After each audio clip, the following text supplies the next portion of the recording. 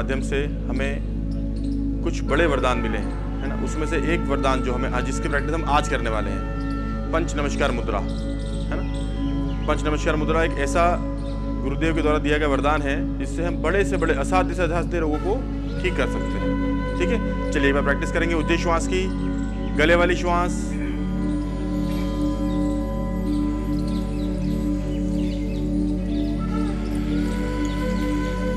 जो श्वास गले से होती हुई हमारे फेफड़ों तक जाए।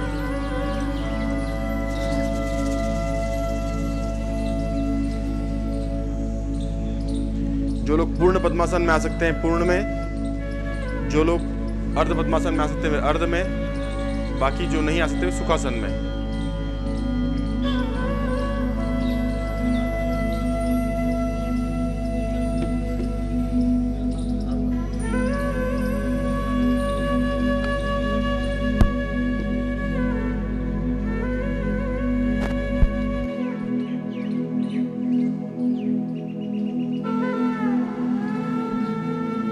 ज्ञान मुद्रा, प्रार्थना मुद्रा, दोनों हाथ सामने, हाथों में थोड़ा सा प्रेशर हो। देखिए दो मुद्राएं होती है, एक होती है दर्शन मुद्रा और एक होती है प्रार्थना मुद्रा। दोनों हाथों पे प्रेशर है, हाथ दोनों हमारी जो हाथ के पोस्चर्स हैं वे जमीन के समानांतर हैं।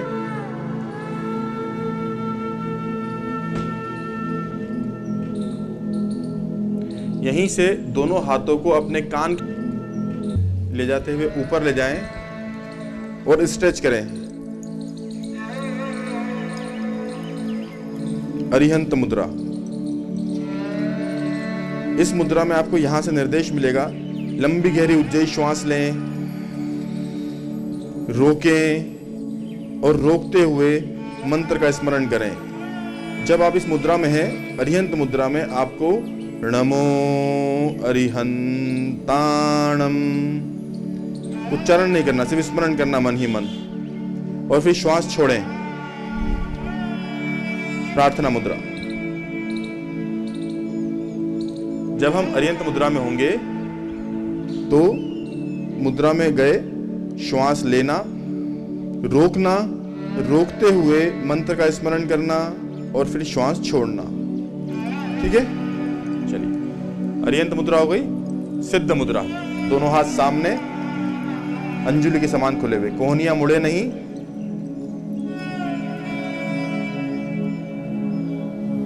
प्रार्थना मुद्रा। आचार्य मुद्रा।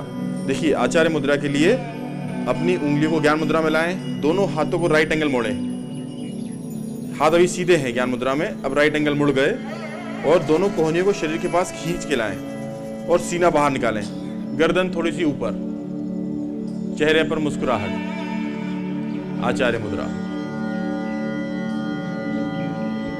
प्रार्थना मुद्रा। उपाध्याय मुद्रा, दोनों हाथ सामने, दीवार को धक्का देने के समान कंधे बाहर निकल जाएंगे हमारे, हाथों में 3 इंच का फासला, इससे ज्यादा फासला ना हो।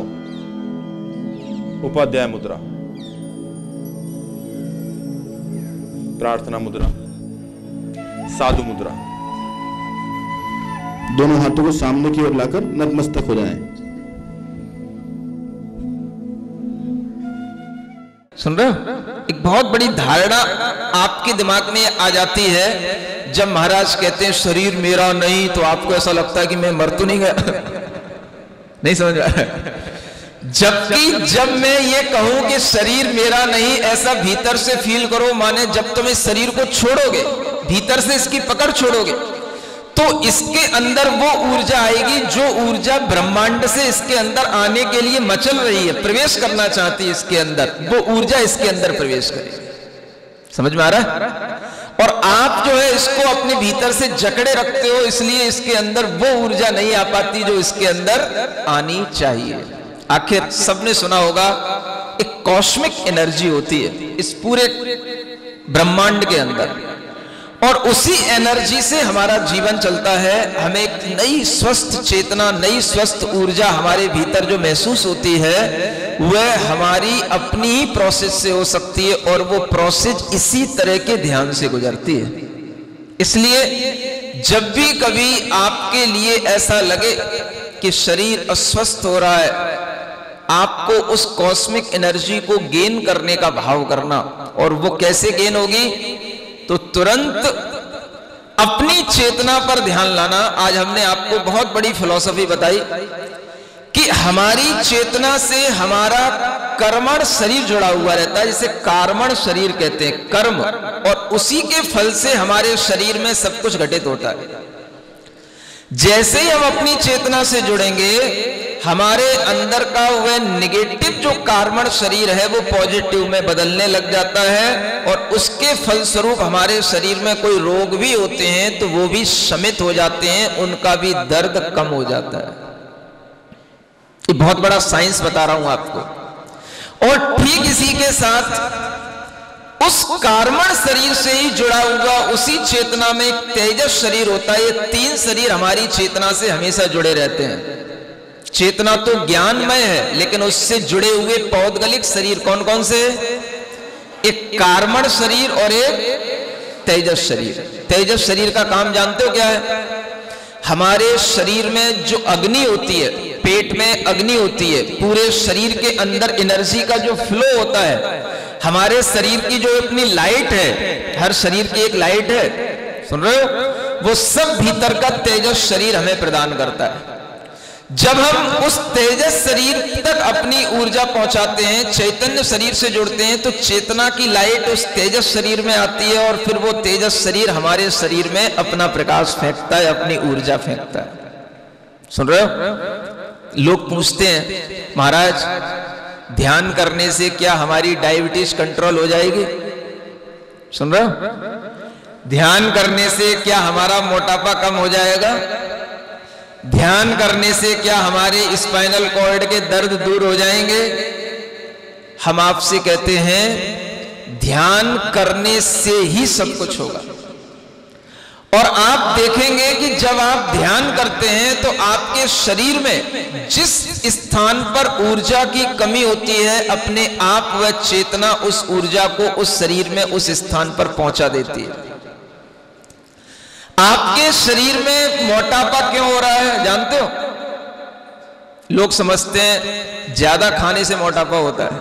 ये बहुत गलत थिंकिंग में जीते हो आप लोग, समझ में आ रहा है? मोटापा खाने से नहीं होता है, मोटापा पचता नहीं है उस कारण से होता है। अगर खाने से होता तो सबको हो जाता, लेकिन जिनके लिए वह खाना सही रूप से डाइजेस्ट नहीं होता, उनके लिए वह अलग अलग तरीके से शरीर में बनता चला जाता है और वह रोग बन जाता है। मोटापा एक रोग है, समझ में आ रहा है? स्वास्थ्य नहीं है। स्वस्थ व्यक्ति तो ऊर्जा से भरा हुआ रहता है, चाहे वो दुबला पतला ही क्यों ना हो। समझ में आ रहा है? इसलिए जब आप इस तरीके का ध्यान करेंगे तो आपके अंदर वह तेजस शरीर आपकी पेट में वह ऊर्जा पहुंचाएगा, वो तेज पहुंचाएगा, वो अग्नि पहुंचाएगा जो आपके डाइजेशन सिस्टम को अपने आप फास्ट करेगा, कंट्रोल करेगा, और आपके तेजस शरीर के माध्यम से इस शरीर में भी कांति उत्पन्न होने लगेगी। समझ में आ रहा है? ये सिद्धांत मैं बता रहा हूं। तेजस शरीर का काम क्या है? इस शरीर में तेज उत्पन्न करना, कांति उत्पन्न करना। आपके भीतर जो कुछ भी चल रहा है, देखो साइंस कहता है हमारे अंदर एक एक सेल्स के अंदर ये समझ लो जीवन चल रहा है। उसके अंदर जो अनेक प्रकार के टिश्यूज हैं उनमें जीवन चल रहा है। उसके अंदर और ब्लड वेसल्स हैं, उसमें जीवन चल रहा है। जो हमारी बोन्स हड्डियां हैं उनमें जीवन चल रहा है। और हमारे शरीर के अंदर जितने भी गहराई में एक एक कहना चाहिए ब्लड के अंदर भी एक एक जो कण हैं उनमें भी निरंतर जीवन चल रहा है। ऑक्सीजन उनमें पहुंचती है, उनसे निकलती है, और ये सब चीजें कहां से हो रही हैं ये आज का साइंस नहीं जानता, लेकिन साइंस से ऊपर की चीजों को देखकर इतना जरूर बता रहा है कि इनमें जीवन चल रहा है। अब इतने सारे जीवनों को चलाने वाला वह स्रोत कहां है? वह स्रोत है हमारी चैतन्यता, हमारी चैतन्य आत्मा। और उसी के माध्यम से इन सब चीजों में वह ऑक्सीजन, सब चीजों में ऊर्जा पहुंच रही है और अपने आप ये शरीर का प्रोसेस चल रहा है। समझ में आ रहा है? जिस समय पर ब्लड के अंदर ऑक्सीजन में कमी हो जाती है, ब्लड के अंदर किसी भी तरीके के डिफेक्ट आने लग जाते हैं, क्लॉटिंग हो जाने लग जाती है, कैंसर का रूप ले लेता है, मतलब यह है कि हमारे शरीर की चेतना की ऊर्जा, उस तेजस शरीर की ऊर्जा वहां तक नहीं पहुंची। समझ में आ रहा है? आपके 1 घंटे के इस ध्यान में मैंने आपके शरीर के एक एक पार्ट को हिला दिया है। समझ में आ रहा है? ये हिलना बाहर की किसी भी एक्सरसाइज से नहीं होगा, ये आपके भीतर की इसी एक्सरसाइज से रक्त का एक एक कण तक हिलेगा। समझ में आ रहा है? और ये तो अभी केवल 1 घंटे का हुआ, ये कई घंटे का भी होता है। समझ में आ रहा है? और ये बड़े आराम के साथ भी होता है। लेकिन आपके समय को देखते हुए, आपको थोड़ा सा इसका टेस्ट देते हुए आपके लिए बताया है कि इस तरह के ध्यान से हमें दोनों तरीके के लाभ होते हैं। अपनी चैतन्य की श्रद्धा भी बढ़ती है, अपनी चेतना से भी हम जुड़ते हैं और अपने शरीर का भी उसमें पूरा का पूरा स्वास्थ्य लाभ हो जाता है। समझ में आ रहा है? इसलिए हमेशा ये भाव रखो कि हम अपने शरीर और अपनी चेतना के भेद अभ्यास के लिए रोजाना इस तरह का एक समय निकालें। और हम ये अभ्यास खुद ना कर सकें तो कोई बात नहीं, अगर तुम्हें यहाँ पर कोई ये सब बड़े बड़े कैमरे लगे हैं, कोई रिकॉर्डिंग मिल जाए तो इससे भी वह भेद अभ्यास आप निरंतर बनाए रख सकते हो और इस ध्यान के माध्यम से अपनी शक्ति, अपनी ऊर्जा बढ़ाए रख सकते हो। एक व्यक्ति ने कल प्रश्न किया, ये अरहम का मतलब क्या होता है? आप लोगों के मन में भी आता है? ये अरहम का मतलब क्या होता है? अरहम का मतलब है जितनी भी शुद्ध आत्माएं हैं, उन शुद्ध आत्माओं की शक्तियों को डिनोट करने वाला, बताने वाला एक मंत्र है जिसका नाम है अरहम। इस अरहम के कई मायने हैं, कई दृष्टि से कई मायने हैं। जब हम पूरे ज्ञान की दृष्टि से देखते हैं, वर्णमाला की दृष्टि से देखते हैं, तो देखो आ अक्षर से वर्णमाला प्रारंभ होती है। समझ में आ रहा है? और कहां पे समाप्त होती है? हा पे समाप्त होती है। समझ में आ रहा है? आ से हा पी लेने पर मैं मरता रहा, कष्ट सहता रहा,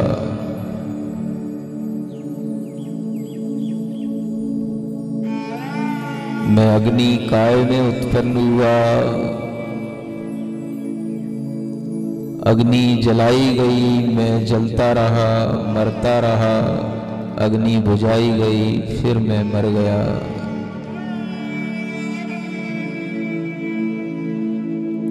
वायु काय में उत्पन्न हुआ,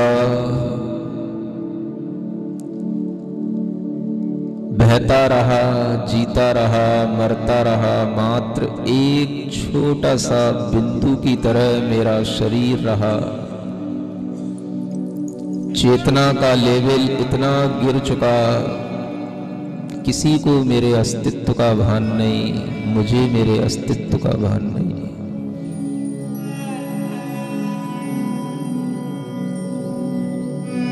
मैं वनस्पति काय में उत्पन्न हुआ, तमाम एकेंद्रिय हरित काय जीवों में अनंत चेतनाएं आज भी जी रही हैं, मर रही हैं। मेरा भी अस्तित्व इसी तरह से कभी वृक्ष की पत्तियों में, कभी फूल में, कभी टहनी में, कभी घास में बना रहा।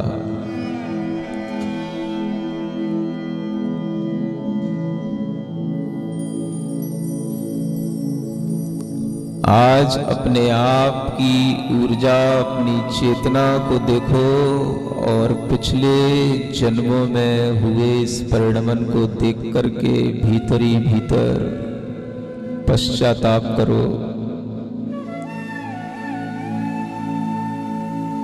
एक शुद्ध अरहंत परमात्मा के चरणों में बैठे हुए स्मरण करो अपने आप को, जिनके ज्ञान में हमारा सारा परिणमन दिखाई दे रहा है।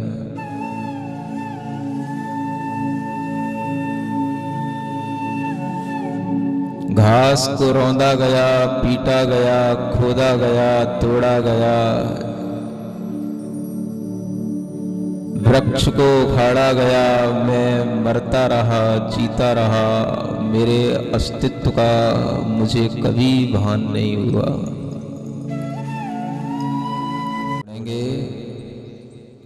मैं हूँ वो नहीं जो तुम्हें दिख रहा हूँ,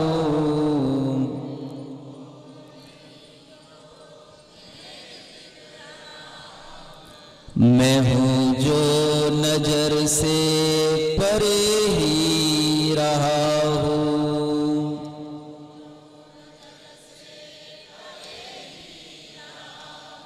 न जाने कहाँ से यहाँ आ गया हूँ,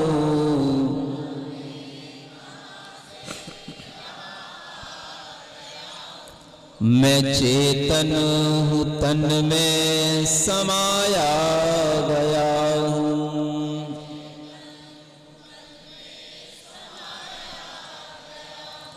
जो छूटा है मुझसे वो मेरा नहीं था,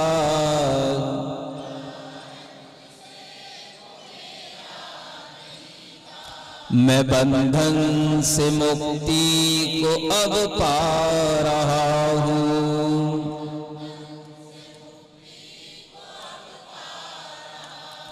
मैं हूँ वो नहीं जो तुम्हें दिख रहा हूँ,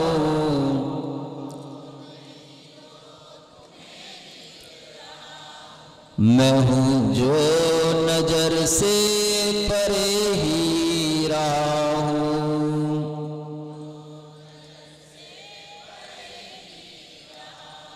अपनी दोनों हथेलियां घिसकर अपनी आंखों पर रखेंगे, आंखें इस संकल्प के साथ खोलेंगे कि आज से मैं पूरी जागृति के साथ जीऊंगा, सबके प्रति प्रेम भाव रखूंगा, अपने हृदय में हमेशा शांति रखूंगा।